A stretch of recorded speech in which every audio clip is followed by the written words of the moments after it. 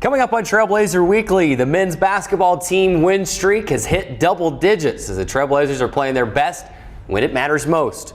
Former Dixie State assistant coach and current radio analyst Mike Olson will join us later in the show to break down the Trailblazers' 10-game win streak. Plus, the women's tennis team opened its spring schedule with a pair of wins, including an RMAC victory over rival Colorado Mesa. Head coach Eric Pelton and sophomore Megan Lynch will join us later to tell us what this team is made of. It's all coming up next right here on Trailblazer Weekly, so strap in your seatbelts, stay with us. It all starts right now. At Dixie State University, it's Trailblazer Weekly with Carrick Segmiller.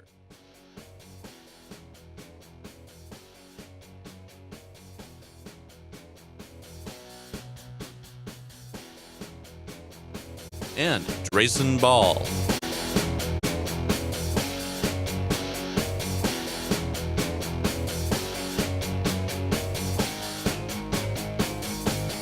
This is Trailblazer Weekly.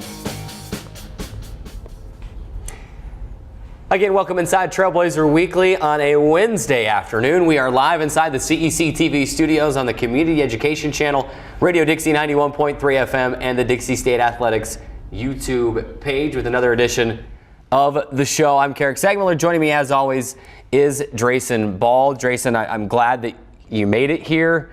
The snow hasn't started yet. We were just joking about, we weren't sure if we were going to be able to make it here, whether we're going to be trudging through snow or, trying to find maybe the one snow plow in town or trying to find a snow shovel and get in here.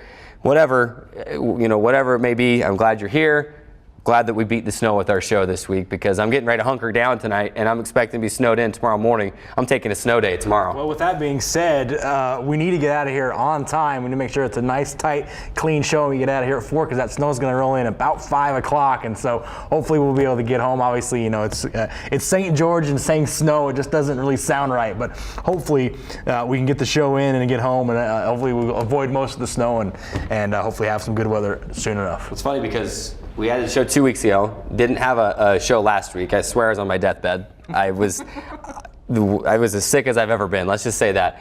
But 2 weeks ago when we were on the show, we had a couple snow flurries that day. And we were joking about, hey, did you see the snowflakes? And now we have a legitimate snow warning and could see upwards of what? What are they saying? 7, I've heard between 10 inches? 3 and 6, I mean, it probably won't be that much here. But if you were just not that long ago, 2013 had, what was it, 8 inches, and it stayed cold and didn't melt away. And the city's on high alert. Let's just say that. Limited snow removal equipment, and it'll be interesting to see what happens. It's too bad we didn't have the foresight to set up like a green screen map over here, and we could run the weather radar and do some weather. But I guess we're here to talk about sports. Yeah, we're not talking weather, but when it snows in St. George, you have to bring it up. That's why on social media the other night, on Sunday night, I posted a picture of the snow, and all it said was obligatory snow in St. George post. Of course. Because you have to. It's a rule. You have to do it. I mean, you have to let everyone else know that we still get snow down here. Even rare, we still do get it down here.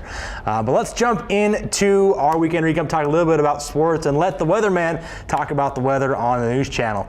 The Trailblazers headed to Colorado looking to build on an 8-game win streak, and they did just that. It's the men's basketball team we're talking about, of course, and they went in to Adams State and got a dominant runaway victory, 96-63 against Adams State, extending their win streak to 9. And then we'll get into Saturday night where they eventually would extend it into 10 games as well. But let's start with that Adams State win, a blowaway victory. Did that surprise you at all? The Adams State game? It shocked me. A little bit. I was expecting the Trailblazers to go in there and win, but the Trailblazers won by 1 point in the Burns Arena here at home. I was expecting more of a game like that, and they just ran away with it early. I'm not surprised that they won. The margin of victory on the road in Alamosa shocked me a little bit. Yeah, certainly a case of a team learning from their first matchup. And of course, when you have an excellent head coach like Coach John Judkins, he's going to be able to make the adjustments necessary in order to go into a matchup like that. And you see over a 30-point victory and really just an overall team win. The Trailblazers put up 96 points, like I mentioned. A lot of interesting storylines going in and out of that game, but a lot more of them, none more probably than Matt Conway.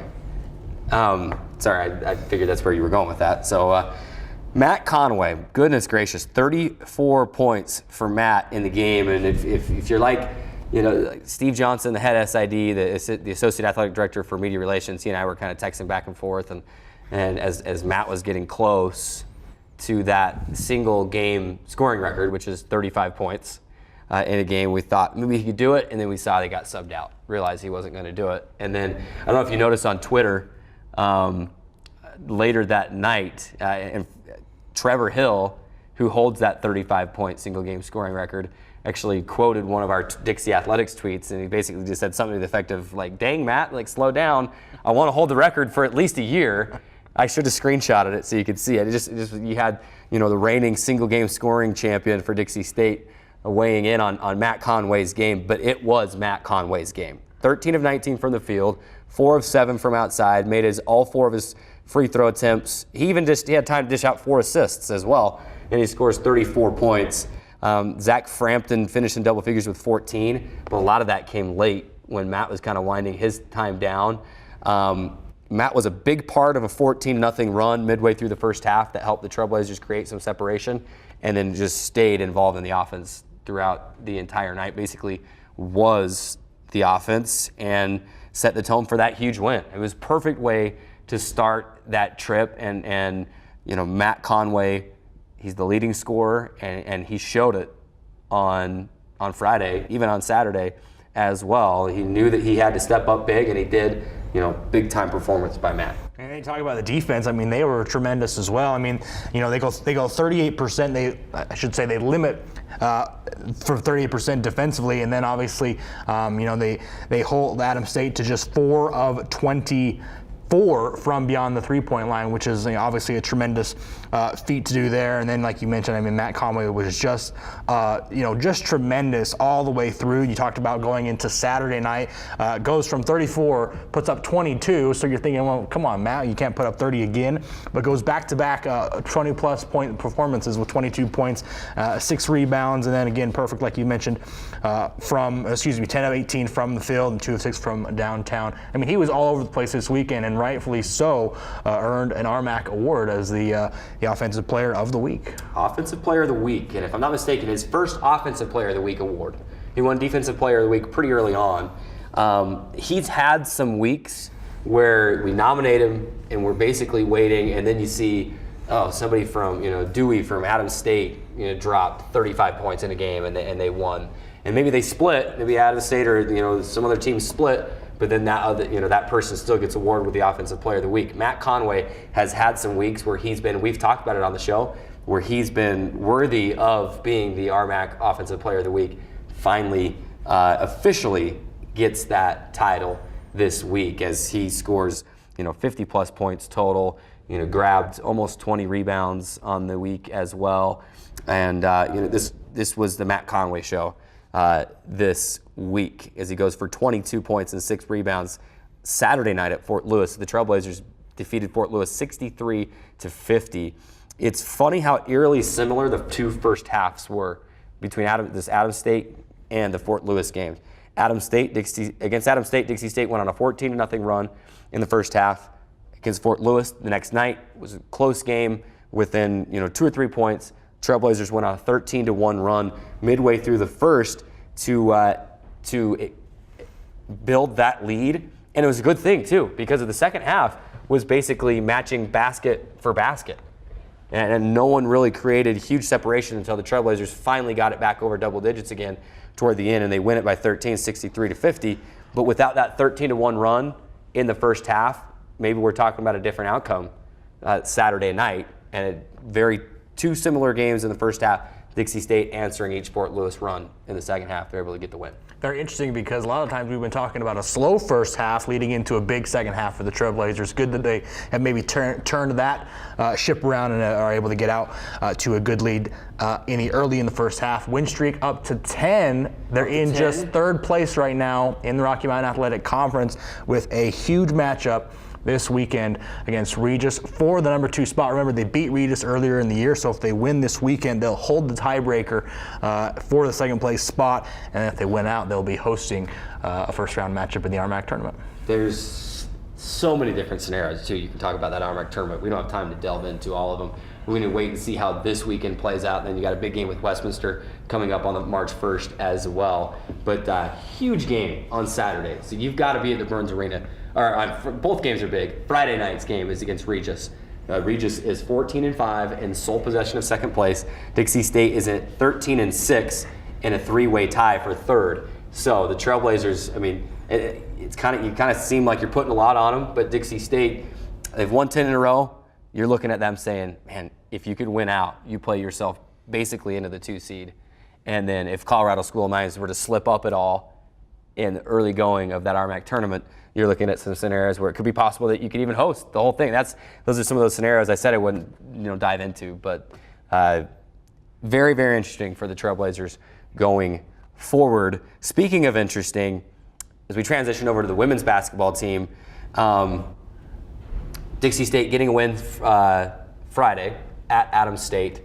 The Trailblazers win it 79-63 in that one. They outscore Adams State 25-7 in the first quarter. That included an 18-0 run, and then basically from there maintained the lead. You talk about the men's basketball building leads. That's what the women's basketball team did Friday night, build a huge lead. Just the second time under Coach Gustin's watch, and it's encouraging because it's starting to happen more now that the Trailblazers shot over 50% from the field. 52% from the field. They also dished out a season-high 21 assists in that game. That was a complete game for the Trailblazers. They came out important win for Dixie State because then the next night couldn't quite get over the hump and then fall 82-75 at Fort Lewis. And that's why I say this women's basketball team has been interesting because you see flashes of brilliance and they've just not been able to string more than 3 wins together at any time during the season. And that was early. The most conference games they've won in a row is 2. You're really at a point now where you're saying if you want to make it to the RMAC tournament, you got to win out, which will include some tough games against Regis and Colorado Christian. And then it would require you to beat one of the top teams in the RMAC in Westminster as well.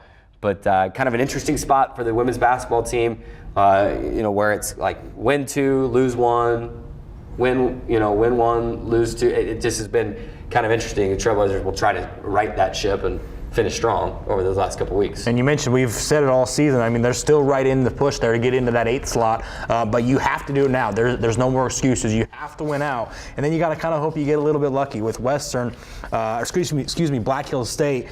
You can't control their destiny. They've got to lose at least 1 to relinquish that 8th spot. Right now, they're tied for 8th with Colorado Christian.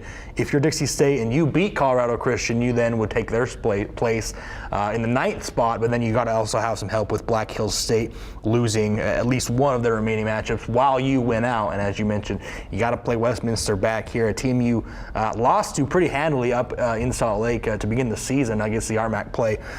So very, very tough slate of games for the Trailblazers if they want to get into that 8th spot. Should note, as you mentioned, very aptly pointed out, Black Hills State in 8th place on the women's side. Black Hills State has 3 home games. They will host Colorado School of Mines. That'll be a tough game this Friday. Saturday, Colorado Springs. That'll be another kind of middle of the pack tough game. And then South Dakota Mines on Friday, March 1st. That is how Black Hills State will end things up. So you're kind of Dixie State trying to win out, and then you're hoping that either Colorado School of Mines or UC Colorado Springs, or in the Battle of the Black Hills, that maybe South Dakota Mines could knock off Black Hills State as well. But for the Trailblazers, they got to handle their own business. They got to win these next 3 games, or at least 2 of these next 3. I would say to feel all 3 to feel confident about getting in. At least 2. To at least have a chance. At least have a chance, and then you're relying on. If you lose all 3, if you even win 1, there's not a chance. We're running out of time here on the weekend recap segment. We do want to mention women's tennis opened their spring schedule. Trailblazers going 2-1. Over the weekend at the Trailblazer Invitational, the new Dixie State tennis courts. That included a 5-2 RMAC win over Colorado Mesa. So right now, the Trailblazers are atop the RMAC standings because that was, you only play 3 conference matches because there's only 3 other teams, but Dixie State defeating Colorado Mesa, so they sit atop the RMAC standings right now at 1-0. Trailblazers also had a 6-1 win over Western New Mexico. Megan Lynch was phenomenal. She goes 3-0 in singles play, 2-1 in doubles play, so 5-1 for the weekend We will have her on a little bit later in the show with head coach Eric Pelton to break down that entire weekend. They had a match canceled because of snow. You're not going to say that very often here in St. George. The snow that happened Friday into Saturday just left the courts wet, and they weren't able to get them dry in time, so they lost a match didn't lose, but they lost the ability to play that game against MSU Denver on Monday. That was women's tennis. Should also mention women's swimming finished in third in the conference championship, so shout out to Coach McAllister and the Trailblazers, finishing with 620.5 total points over the 4 days of competition to finish in third place above Colorado School of Mines.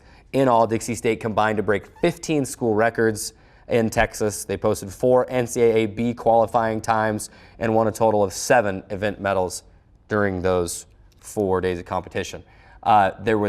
There's a lot to read about, a lot to be more than we have time for here. So head over to DixieStateAthletics.com. Steve Johnson has written up some very in-depth, some great stuff about the women's swimming team, but wanted to give a shout out to head coach Tamara McAllister and her team for a great showing in their first RMAC championship. Third place. You'll take that and run with it. Softball was supposed to have played some games, but they were singing Rain, Rain, Go Away all weekend. They would get the schedule adjusted. Adelphi, Western Oregon, and St. Edwards were all here waiting to play. And every time they would get the schedule adjusted, 30% chance of rain Friday night into Saturday. Normally that means you're safe in St. George, but it rained. And then more rain going into Saturday, and then they were going to go play a doubleheader in Vegas with Western Oregon. Snow happened. It was just not safe to get through the gorge. They tried. Every once in a while, maybe it's part of being part of the RMAC. They're used. Well, normally when it rains in St. George, it's warm enough the next day to where it'll bake up some of that, it'll soak up some of that moisture and kind of evaporate it, but not the case when it's cold and rainy. It just stays here and soak is wet. And too bad. Rain, rain, go away. There's snow in the forecast this weekend. The Trailblazers the softball team is supposed to open RMAC play. Adams State and Colorado Christian will be here. How much snow comes and how quickly does the field dry out becomes the question. There's a tarp at Brucehurst Field next door, but not at Carl Brooks Field yet. They're with this whole mess that happened this last weekend. They're basically saying, by next season we'll have a tarp, but right now they don't have one. So 2 teams coming in to play conference games on Carl Brooks Field. So how much snow comes? How quickly does it melt? How wet does it leave the fields? Those are all questions that are supposed to be answered. The games are supposed to be played Saturday and Sunday. If they have to, they will push those back to Sunday and Monday to make sure that they get those conference contests in. There's your weekend recap for you. We got to take a break. When we come back, TV and radio analyst for men's basketball, Mike Olson, will join us on the show. We're going to break down in depth this 10-game win streak. And I tell you, nobody knows Coach Judkins as well as Mike Olson, one of his former assistant coaches. Love having him on the broadcast because he knows exactly what Juddy is thinking at all times. We take the break, come back with Mike right here on Trailblazer Weekly.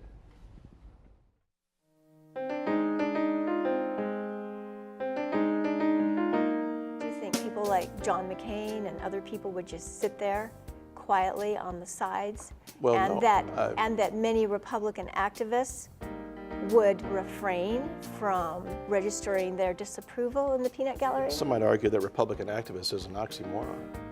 Oh, I don't think so. Okay. I think there's a lot of activism. Right. But We you just see didn't what see I'm it. saying? If you just flip it right over on its head. I would like to flip it on its head, and in fact, I'm already doing that because my own position is free speech is free speech. Okay, and I'm kind of advocating for something that I'm really not supporting in this respect, as far as protesting or not protesting and being able to recognize your audience. What we need on either side, I don't care where you're coming from, is the ability to recognize the audience.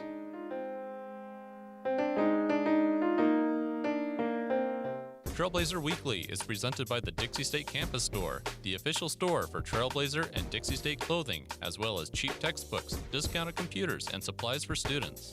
They're located in the second floor of the Gardner Center and are open from 8 a.m. to 6 p.m. during the week. Closed on Saturdays and Sundays? You can stop by any time because they'll be loaded with great Trailblazer swag all the time.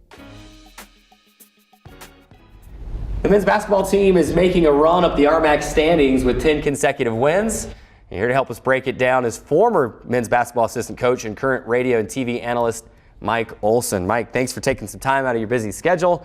You're overdressed for the occasion, but that's okay. You said you just ran out of a meeting, so we appreciate you taking some time for being with us. If Mike's name is familiar and you recognize him from around campus, he's the current director of academic advisement. Correct. Did I say that correctly? Correct, yeah. And you may have seen him roaming the sidelines a few years ago as well. He was one of Coach Judkins' assistants, actually came from Snow College, helped make the D2 transition here and coached through the 08-09 season, almost to the 2009 season, 2010. I was basing my numbers off of your LinkedIn bio here, so I didn't know what was correct or not. But thanks for being here with us. And I just wanted to dive right into it. And I've always wanted to ask, how did that come about? How did you become Coach Judkins' assistant coach? Let's rewind the clock back 2004, 2005. Maybe you knew him before then. You're at Snow College. You end up coaching with him. How does that come about? How do you end up being Coach John Judkins' assistant coach? Well, it's pretty lucky, actually, just being in the right place at the right time. But our relationship goes back far beyond that. As a sixth grader, I'd go to his basketball camp. He had just become the head coach at Snow College and had the opportunity to go to his basketball camp in sixth grade, fell in love with the program, loved Snow College, and while I was a student at Snow College, had an opportunity to jump in and start helping him coach the Badgers.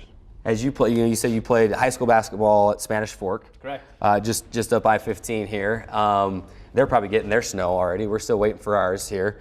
At what point did you know that, hey, I want to stick with this basketball thing? I either want to keep playing or I want to coach. When did that start to become a reality to you and maybe a desire to want to stick around this game? Oh, it's something I've always wanted to do. Certainly, as a little kid, wanted to be involved with basketball. I still have plastic tubs of VHS tapes still in my garage of old games. I just loved watching and doing those things, and wanted to be a part of basketball at some point, and was blessed enough to do it for a long time. I want to jump in and talk to you a little bit about kind of getting into the mind of Coach Judkins, and I want to, if you have a great story or something like that, to tell us what's he like in practice and what makes him so great. We obviously know he's a tremendous coach. He's had success at Snow College, and obviously here he's had a very long career of just a lot of success. Take us into the mind of what makes him who he is and a great coach and et cetera. Well, first of all, he's a great guy, incredible guy. Never been around anybody with so much charisma that translates to success.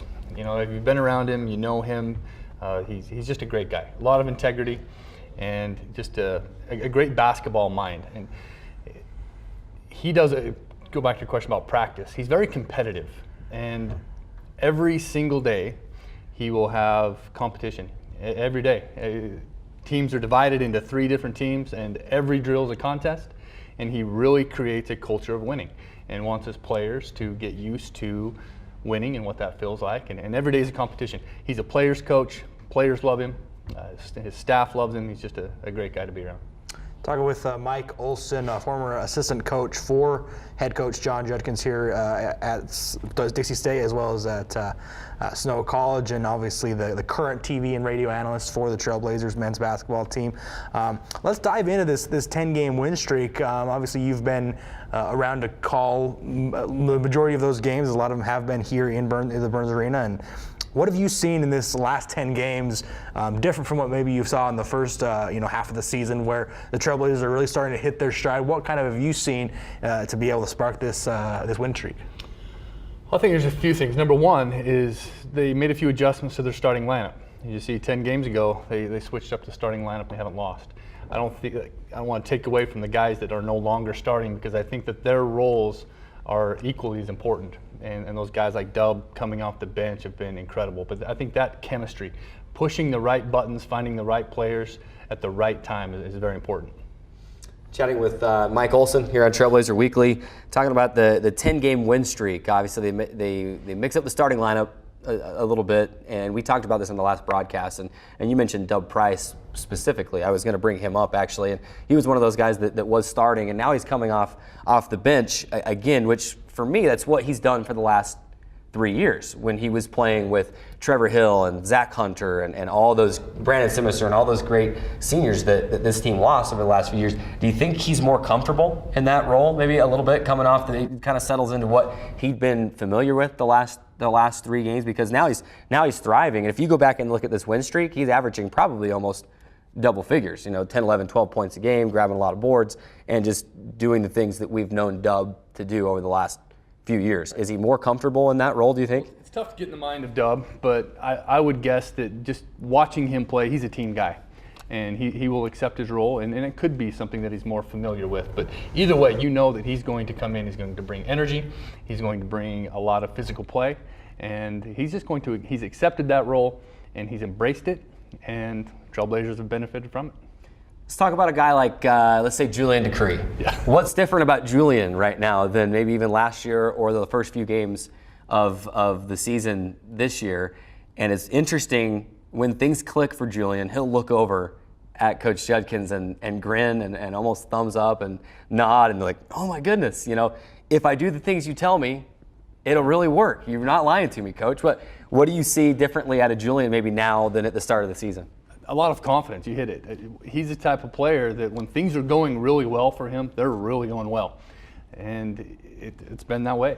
He's been blocking shots, his dunks. He's just really, I think, adapted to this exciting time of year, the 10-game win streak, and he's been playing well.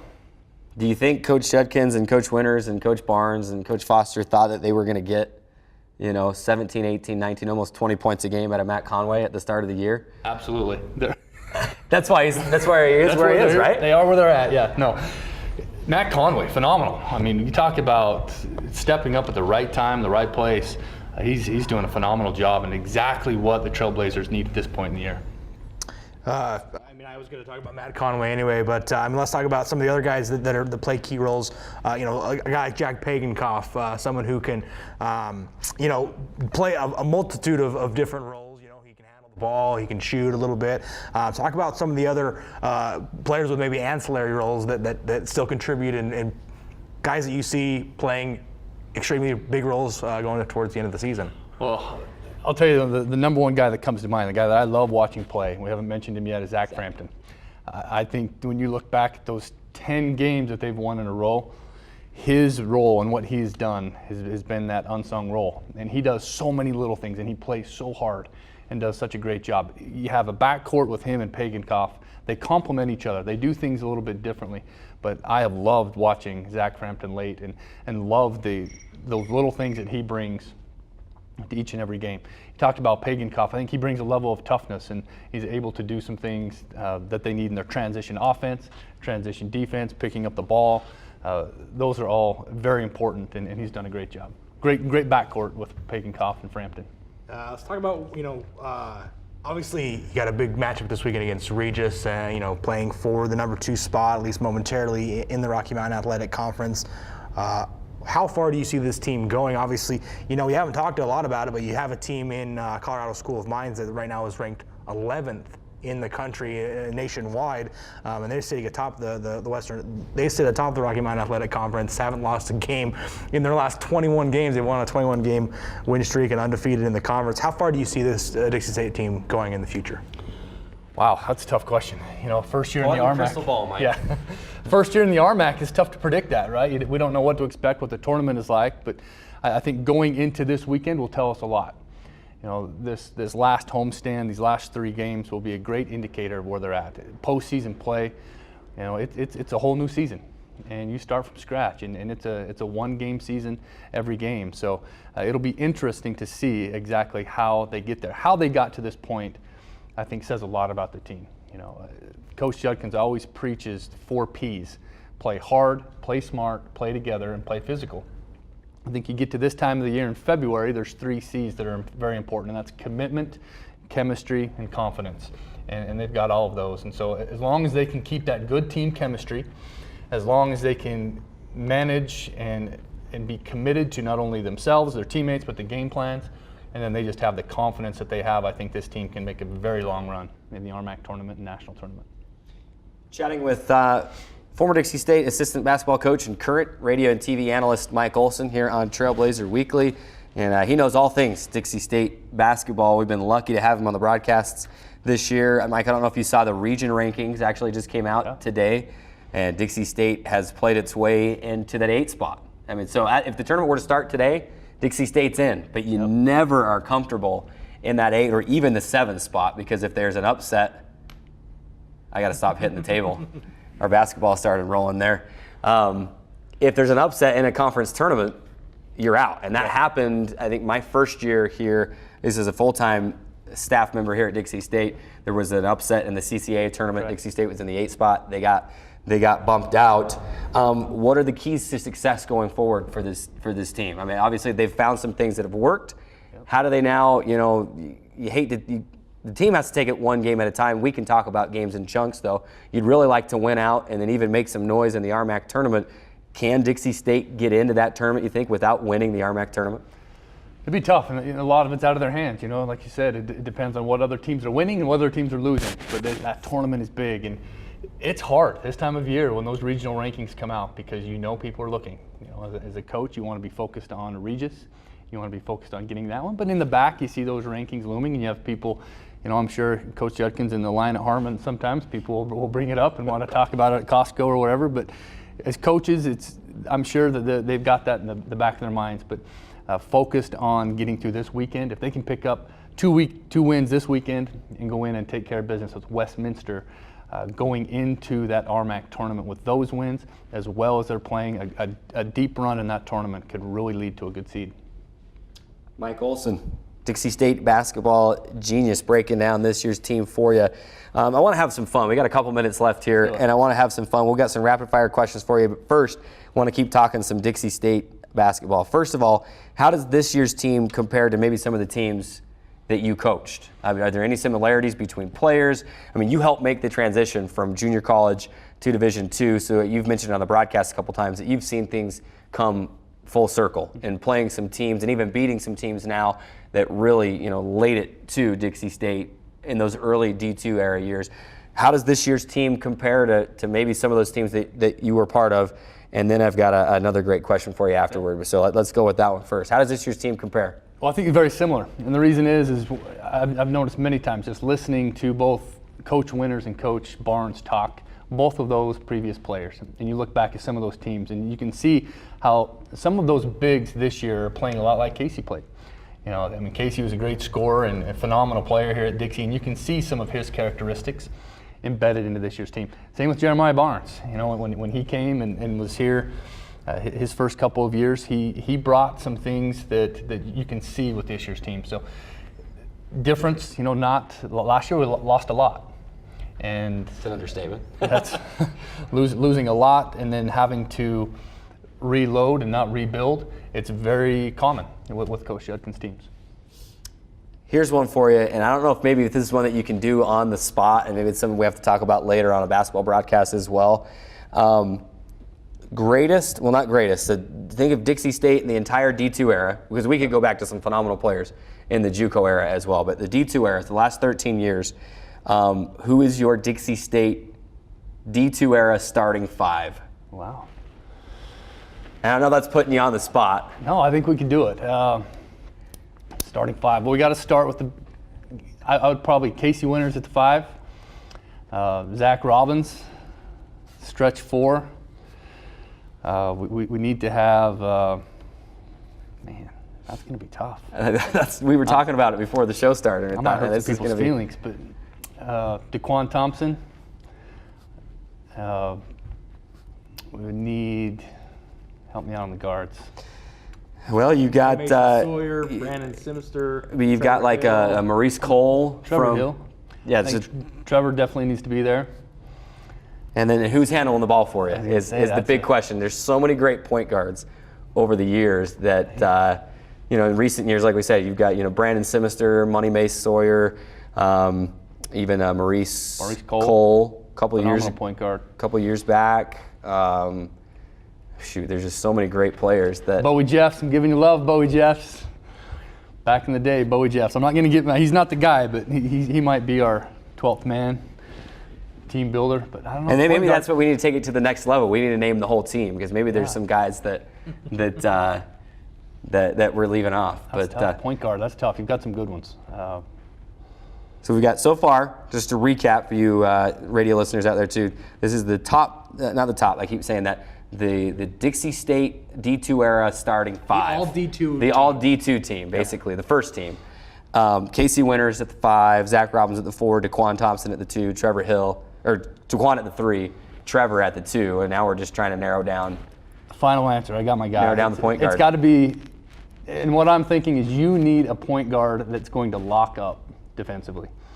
You've got to find somebody that defensively is that guy and that can also lead a team, and that's got to be Jeremiah Barnes.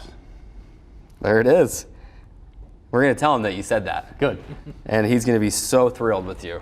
He's going to be so happy.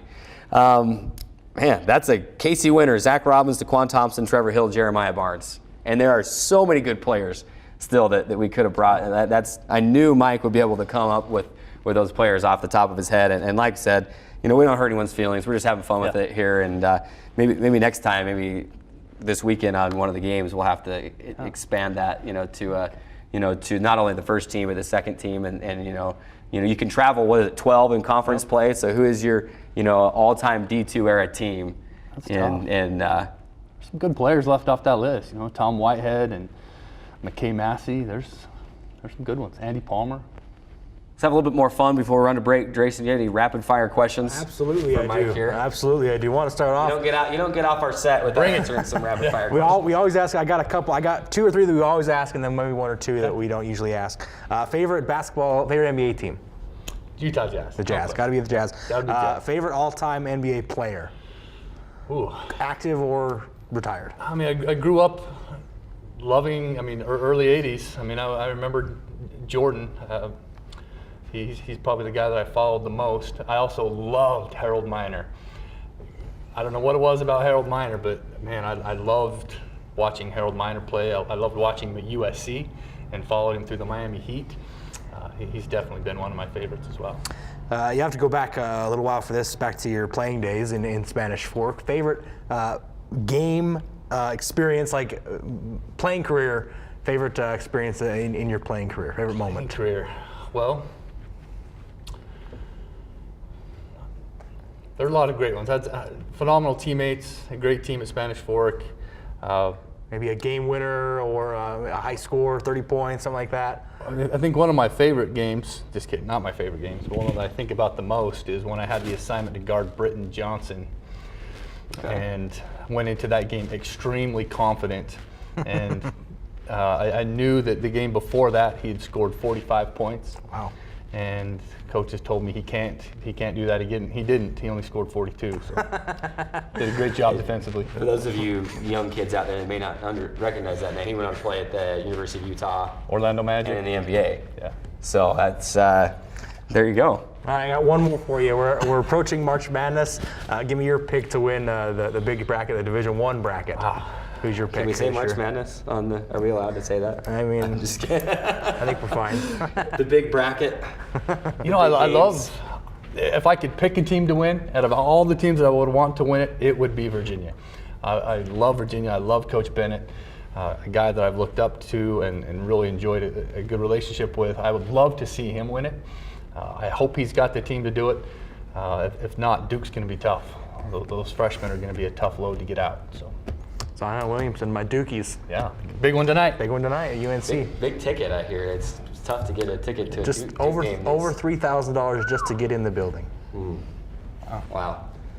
Well, Mike Olson, former Dixie State basketball assistant coach and current TV and radio analyst. You can hear him this weekend on the game. Regis on Friday, Colorado Christian on Saturday. Huge games. And then Westminster coming up the next week on March 1st. So appreciate you stopping by, Mike, and just sharing your wealth of Dixie State basketball knowledge with us. If you want to hear more of that, listen or watch the basketball games over these next couple of weekends. We have to take a quick break. When we come back, we're going to talk some women's tennis. Head coach Eric Pelton and sophomore Megan Lynch will be right here on the set. to talk about the Trailblazers' 2-1 start to the spring schedule and talk about what was it like having a tennis match canceled because of snow in St. George. We'll ask him about that coming up next on Trailblazer Weekly. I'm kind of new here, but I've noticed a trend. My human does this funny thing where she goes around and gets all my toys, and then she hides them in that basket by the door. But it's always the same basket, and it's always in the same place. And then she acts so surprised when I find them, but, she's putting them in the same basket. Again. It's like, hello, that's where you put it last time. You were the worst at hide and go seek.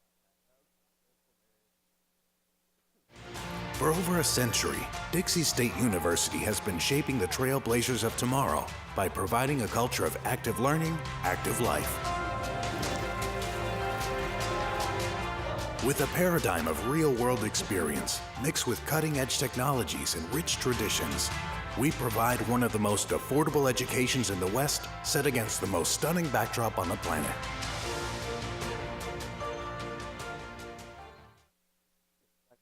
Trailblazer Weekly is the official show of Dixie State Athletics.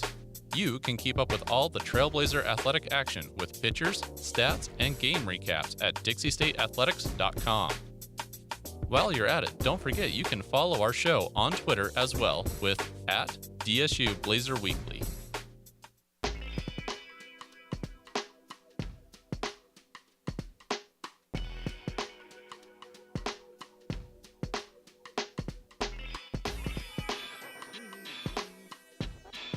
The women's tennis team opened its spring schedule over the weekend with wins over Colorado Mesa and Western New Mexico. And here to help us break down the opening weekend is head coach Eric Pelton and sophomore Megan Lynch. Coach, Megan, it's good to have you guys on the show. Thanks for joining us. It's good to be here.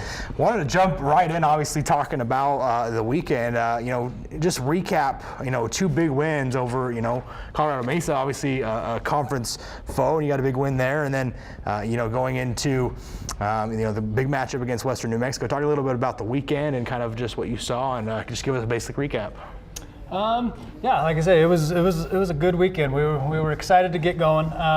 It was good to open up against Colorado Mesa. We'd beaten them in the fall, but yet somehow came out under them in the preseason rankings. So we showed them. We didn't feel good about that. So we came out on Friday and actually beat them by a little more than we did in the fall. So it was a big win. The girls, they played really well. So we picked up the doubles point that time and still kind of carried through in the singles. And then we had a great match against Western New Mexico, which again is a regional match there for us. So that was a good win. We came out 6-1 against them, and then we had a good one against Stanislaus. Didn't quite go the way we wanted, but again, some good matches. The girls played well, and so it was a good weekend. We were unfortunate to miss Metro, but that crazy snow. Preview in before the one. I don't want to say that this one wouldn't have counted, but it would have been nice, I'm sure, to have a match against them before the actual RMAC conference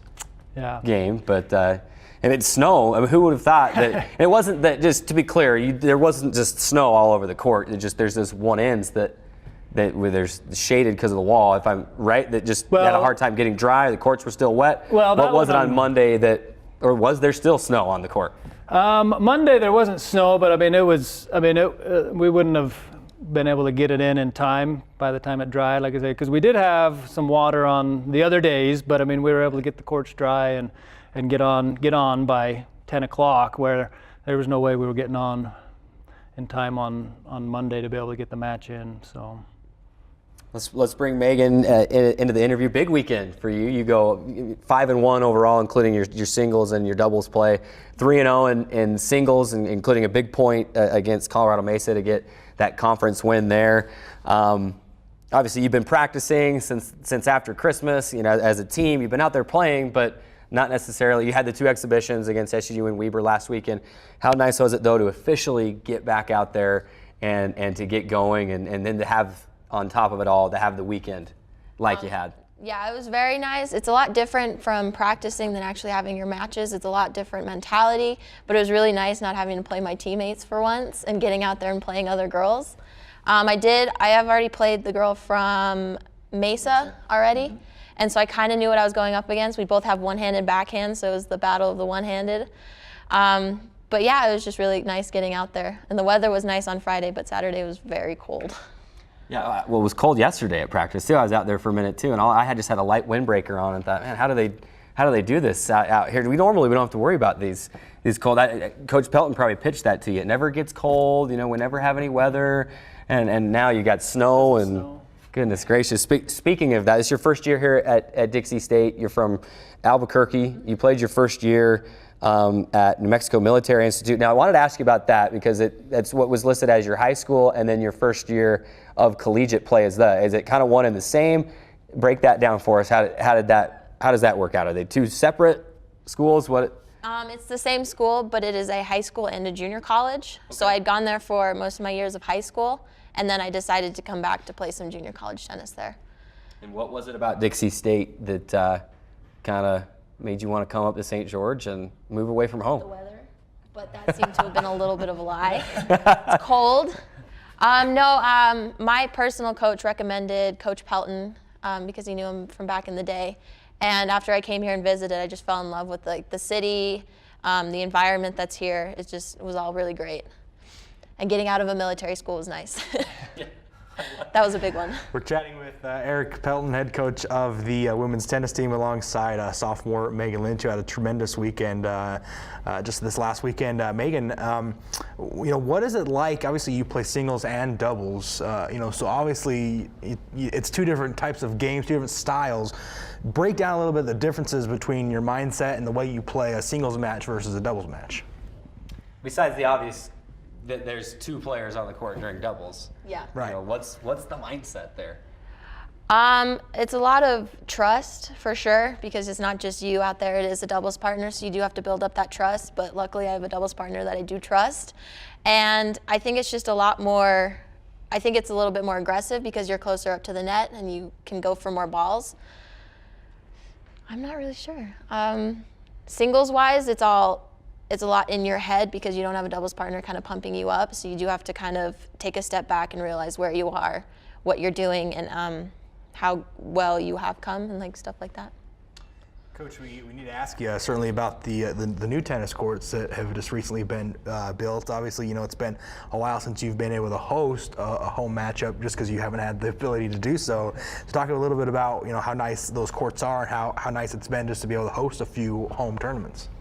Yeah, no, I mean the courts are amazing. I mean we're just so happy to have courts, have home courts, and I mean they're just they came out really well. So we're excited, and we were great to have kind of our opening be a tournament and have a bunch of teams out and be able to really put them to use. So no, it was a good feeling to be able to kind of host the teams and have a home and have a really an environment where you can bring in teams and you can bring in fans, and it all kind of works. I mean, and that's what's so great about these courts is it's fan friendly. I mean, you can come and basically kind of be right on the court watching the match, where with our old courts, I mean, you're more kind of behind the fence, trying to look through the fence to see what's going on. So no, they're big improvement, and we're really happy and excited to have them.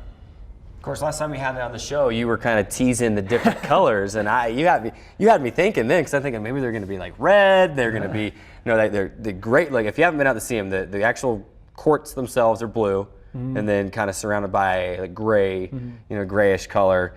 Does that make a difference as a player, whether you're playing on blue or green or whatever color? I mean, from a player's perspective, how do you like the new courts? I really like them. They're really great. Yeah. The color, I don't think it really matters. I'm sure some players are picky, but to me it's just a tennis court. They're all the same. But it is nice having your own courts and not having to travel all the time. So that's really nice. This will be, by counting all the exhibitions and games against some of those D1 teams, you play, what was it, 8 home matches this year, if you count the SUU and the Weber State, and then Idaho State later, and I guess we didn't play Metro, so you lost that one. So it'll be, 6, it'll end up being 7. So we'll end up having 7 matches, yes, which is without Metro. The most since I've been. Yeah, I mean around. It's so, and since we've had the program, it's the most home matches we've had in a year. So yeah, it was a good year to introduce the courts. What kind of feedback did you get after the event this weekend? Obviously, it was cold. You had things you couldn't control, like the weather. They even played some men's matches over at Dixie High School. I'm not sure how many of those they got in with the weather, but some of those teams that came and played, give you feedback that they'd come back and do something again like this.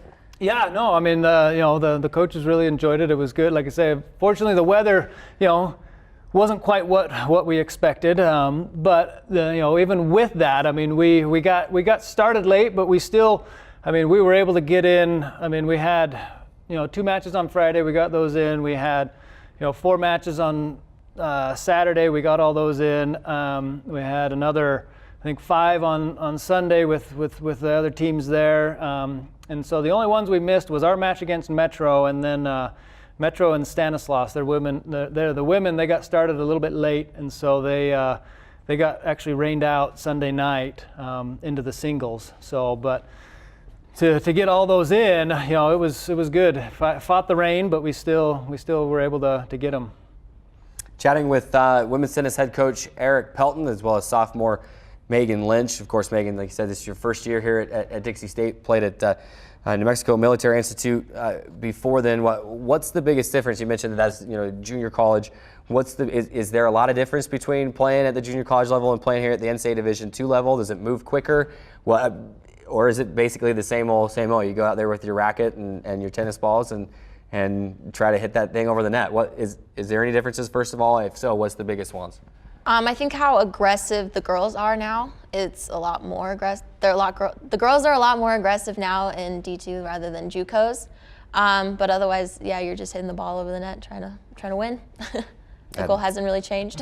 Which sounds so much easier than it really is. I go out, I'm not a very good tennis player. I go out there and I have a hard time continually hitting that thing over the net. The thing that I get, and maybe it's just hours of practice. We can ask you as a player. I mean, are there techniques that you take as you're hitting the ball to be able to keep it low? As I was watching some of those matches over the weekend, when I hit it, it's like a high arcing rainbow. But I was watching some of those matches, some of your matches, including in those, and the ball is just barely skimming the net. Are there techniques that you have to practice in order to keep the ball low instead of lobbing over? Yeah, there's so many different ways to hit the ball. There's lobbing it. There's the flat ones that a lot of girls hit.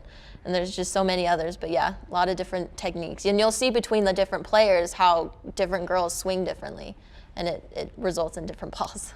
I usually just stick to pickleball or to even ping pong, something I don't have to move as much. And obviously, tennis, you got to run around and stuff like that. You have that, what do they call it, the kitchen in pickleball, that you can't go up to that part. Right. So tennis, you have to use the whole court. It limits you got to run about a 5 to 10 foot circle, and that's what I like to do. So I want to end our interview with a few rapid fire questions. We'll get both of you to answer both questions. We like to do this at the end of each interview we do. So let's start out. Favorite tennis player, male or female, for both of you? Let's start with you, Coach. My favorite, probably, kind of when I was growing up playing, would be Pete Sampras. Okay. Megan? Roger Federer, for sure. Roger Federer. My favorite was always Andy Roddick. I always I don't know why, I always liked Andy Roddick. Favorite, if there's a cool venue maybe you've played in, or maybe a particular city or place or venue that you might have ever played in or coached in, watched a match at potentially, or want to, or maybe your bucket list of a place you'd like to either see or have been to that really stood out. There's you got one. I guess the U.S. Open. I've never been, but it's just a classic. You have to go at some point if you're a tennis player. Very, very cool, Coach. So, I guess I've played a number of different places. There's some couple futures tournaments we've played in the Big Island in Hawaii, that Waiakoloa on the beach, that aren't bad locations. If you're gonna play, that's a good spot to be. There's always a little more solace when you lose. So I don't know. The other place that's always been kind of fun for the girls is when we've gone and played Academy of Art in San Francisco, because the courts are actually on the roof of the building. So there's a building, there's indoor courts, and then they're about, I think, 3 stories up. There's about 12 outdoor courts on the roof of the building. So you're on the roof of the building, overlooking the San Francisco playing tennis. So that's kind of a cool backdrop. That's pretty cool. Have either of you ever played on different style of courts, like maybe clay or maybe grass? And which one's your favorite to play on? Which one's the hardest to play on? Coach? Yeah, I mean, I've played on clay and I've played on grass. Clay's a lot of fun. It's a lot better on the body too. It's not as hard as the hard courts, and so but there is a little more level of degree of difficulty, as you get on the clay and you're sliding. So it can be a little more dangerous if you're not a little sure-footed. But I really kind of like playing on the clay, like sliding around and that. I'd have to agree. I've played on all of them, and I think clay's probably the best, just because you can slide a lot more. I probably would just be sitting out there sliding around on purpose. Stop that. Chatting with women's tennis head coach Eric Pelton and sophomore Megan Lynch here on the show. Last few minutes of the show, and we're going to just continue to wind things down with some rapid fire questions. Coach, and you can think back to your playing days on this as well, and we'll ask you as well, Megan. We'll go with some would you rathers. Would you rather serve an ace or be able to be at the net and kind of slam the ball down your opponent's throat for the point? You get the point either way, but would you rather serve an ace or be able to just slam the ball down your opponent's throat? Would you rather? Oh, throat. Do we actually get to hit him with the one we're at? No, I'm just kidding. Well, I didn't mean to take that to a literal. No. I'd probably go with the ace. Okay. Just set that serve dominance. Megan? I'd probably have to go with the Follow, ace as well. follow your coach's role. We're going to let her go first. Yeah, let me go first. Coach is stealing all the. Sorry. No, I'll back out. Stealing all the good answers. Let's go with Megan first this time. I was at practice yesterday, and there was I don't know what you call the game. You were lined up on either side of the court and just were rotating around the court, taking turns. Run and gun, just taking turns hitting at close distances to the net. This is my limited tennis vocabulary here. But what's maybe your favorite drill or game you play at practice that kind of breaks up some maybe the monotony of just serving over and over again or receiving or just playing matches? There's a new one we started doing. It's called Charge with the Twist. It's where Charge with the twist. With the twist. Okay. I don't know what the twist is. We just make up names. Yeah. We come up with a drill and then we just make up a fancy name to make it exciting. Yeah, but that one is where someone feeds from behind you and you run into the net. And I love coming to the net, so that one's a lot of fun to do because it forces you to go to the net. Coach? I think one that's a lot of fun. We just got done doing it today is dingles. And so you actually start out with a partner, but you start out hitting, you can go cross-court down the line, but you start out both, all four players in a point. And so you're playing two separate points. As soon as somebody loses the 1 point, then it just turns into a regular doubles point and you play it out. And so you've got to win both of them to get a point. So you're getting some singles and doubles all So you're basically in one. two games at once, or I guess two, not a game, but one volley, two volleys on the same court, and then whenever that one loses, then it's a 2-on. Yep, you got it. So you got 2 points going at the same time on the court, and then as soon as there's the first miss, then it just turns into a doubles point. Well, I'm sure Drayson's thinking over here that he could probably win that game. We had Coach Simpkins in here with the softball team the other day. He was sitting here saying, "I can hit off any of your pitchers. I can do whatever I need to do." I wouldn't be able to beat him at tennis, but you put me on a pickleball court, and I'm pretty good. Yeah, come on. We've got some girls that can hit some serves at you. See. Well, you can't serve overhand with pickleball, so you got to just do it underhand. So I got an advantage there. He's Coach Pelton. This is sophomore Megan Lynch, having some fun with us here on Trailblazer Weekly. Just a couple minutes left on the show. Have a little break in the action until I think that's actually the week of spring break.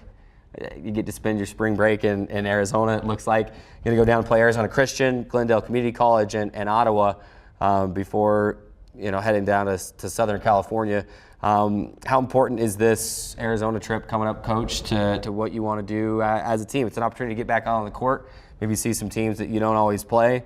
But what are you in 20 seconds here before we wrap this thing up? What are you looking to get out of this trip to Arizona before returning to D2 play later in the Yeah, the big thing, and I think Megan kind of hit it on the head in the beginning, is just getting, them to get exposure matches against, people besides their teammates. And so, we're just looking to get as many matches in and get some experience, as we roll back into, kind of those important regional conference matches coming up.